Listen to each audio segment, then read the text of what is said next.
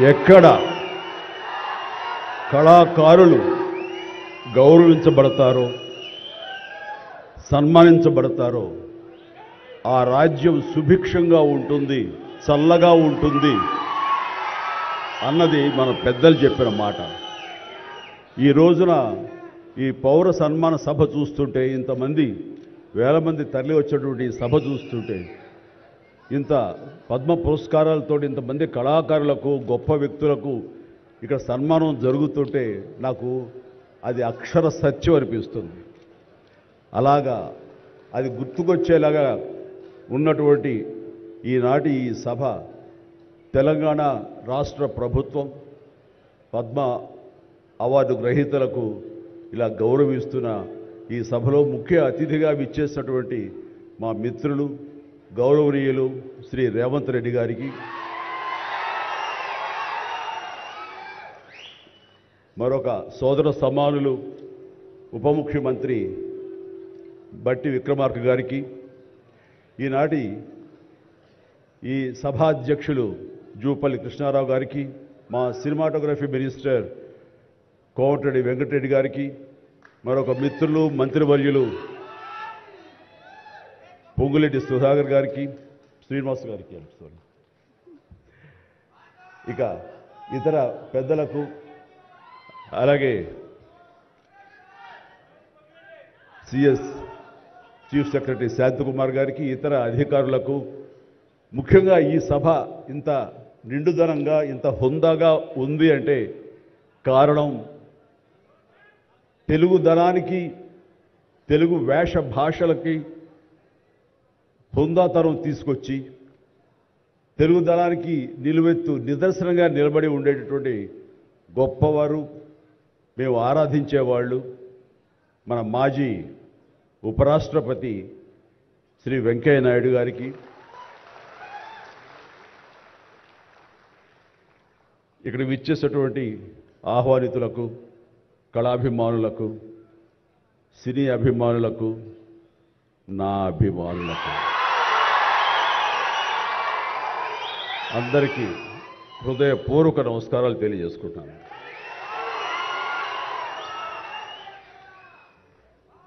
నాకు నిజంగా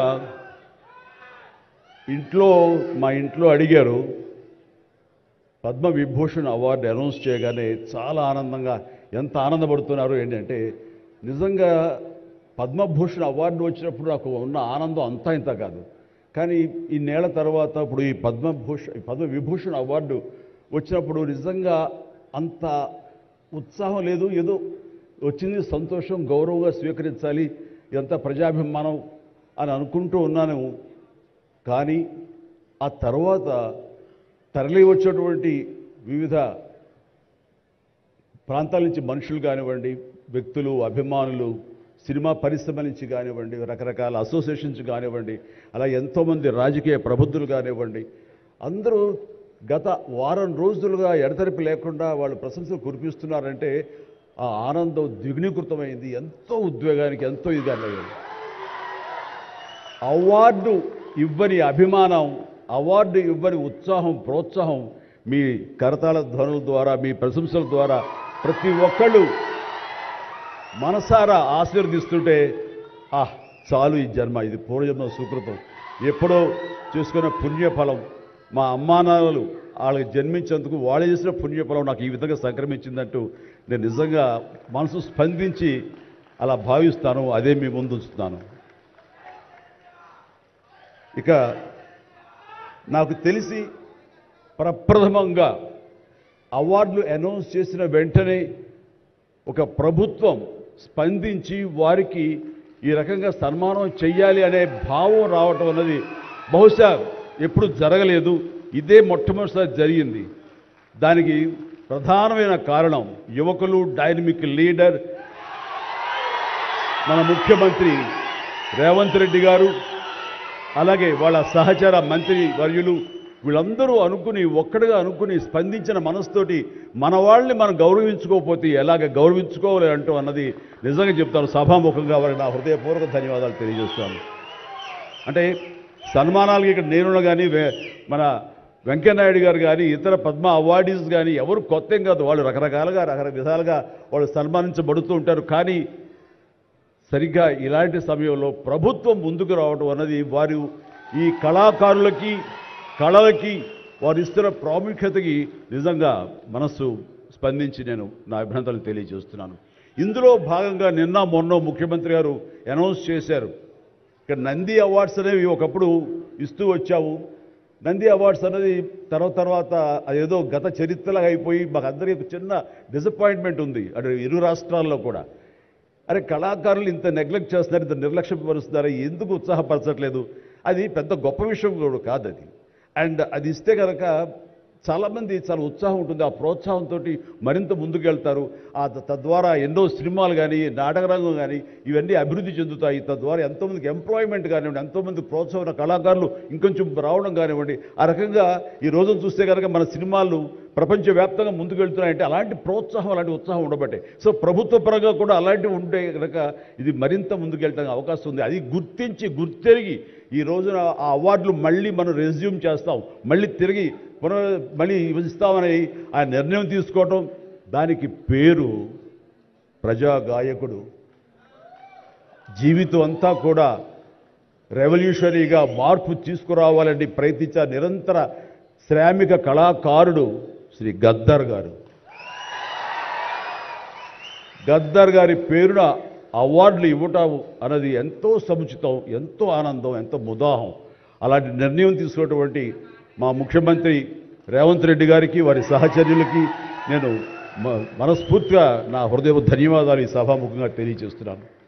అండ్ ఇక్కడ నాకు ఈ అవార్డు రావడం ఆనందం, కానీ ఆనందం మరింతగా ఉండటానికి కారణం మేము చిన్నప్పటి నుంచి ఎంతో అభిమానించి ఆయన చూసుకుని ఇన్స్పైర్ అయ్యాం. వారే స్టూడెంట్ లీడర్గా ఉండి జయాంధ్ర కోసం అప్పట్లో స్టీల్ ప్లాంట్ కోసంగా ప్రయత్నం చేసినటువంటి వెంకయ్యనాయుడు గారు. ఆయన వైజాగ్ కాలేజీలో యూనివర్సిటీలో ఆయన స్టూడెంట్గా ఉన్నప్పుడు ఆయన ఇచ్చిన పిలుపుకి ఎక్కడో నర్సాపురంలో ఉండే మేమందరం స్పందించి స్ట్రైక్ చేయడం అనేది జరిగింది. ఆ రోజు నుంచి కూడా మాకు ఒక లీడర్ లాగా, మా నాయకుడిలాగా ఆయన మేము భావిస్తూ వచ్చి నన్ను అలాగా మేము ఎదిగాం. ఆయన అప్పటి నుంచి అబ్జర్వ్ చేస్తూనే ఉన్నాను.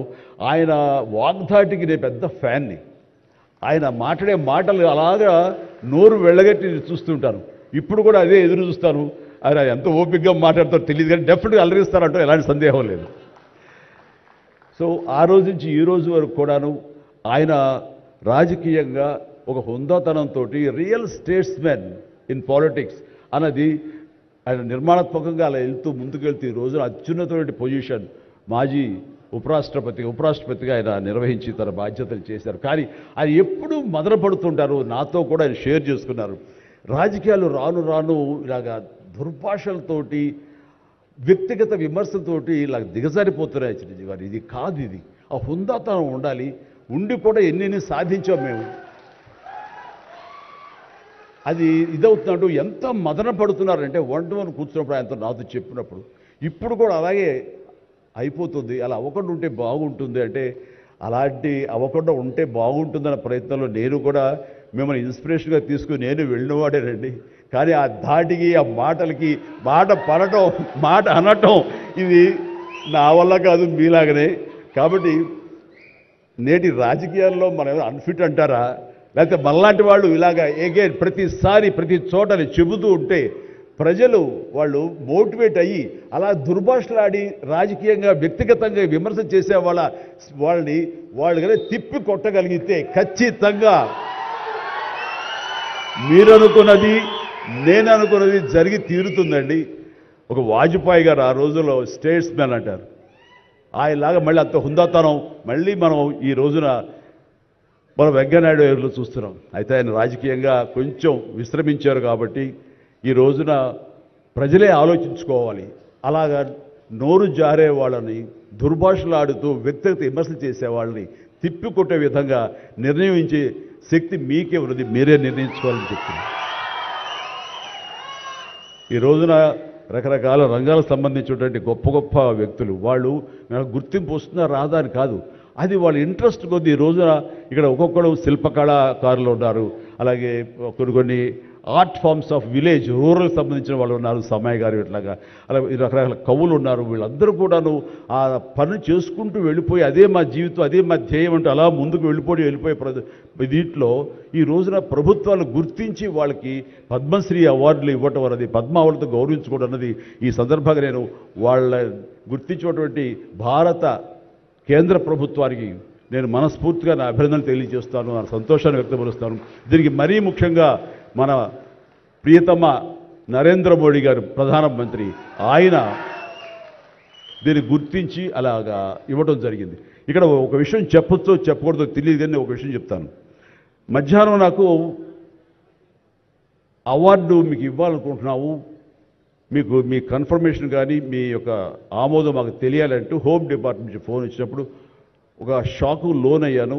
అప్పటికి ముందు నుంచి స్పెక్యులేషన్స్ ఉన్నాయి, కానీ నాకు ఇవన్నీ కూడా వస్తాయి లేవో అనే దాని మీద ఎప్పుడో మీమాంస ఉండేది నాకు. వాళ్ళు చెప్పగానే సంతోషించాను. సో ఈవినింగ్ ఎన్నింటికి వస్తుందని వాళ్ళు 6-7 o'clock వస్తుంటే అప్పటి నుంచి అలా టీవీలు ముందు కూర్చున్నాను. సో కొంతసేపు చూసేసరికి రాలేదు ఆ వచ్చినాయి అని గబగబా నేను సర్దుకొని కూర్చుంటే ముందు పద్మశ్రీ అవార్డులు ఒక 34-36 వచ్చినాయి. ఆ తర్వాత నెక్స్ట్ మందే కదా అనుకుంటూ అందరూ సర్దుగా రెండు పిల్లలు గొడవ చేయకుండా కూర్చోండి రే ఇష్యూగా నా పేరు వస్తుంది అంటూ కూర్చాను. అరగంట అయింది, రాలేదు.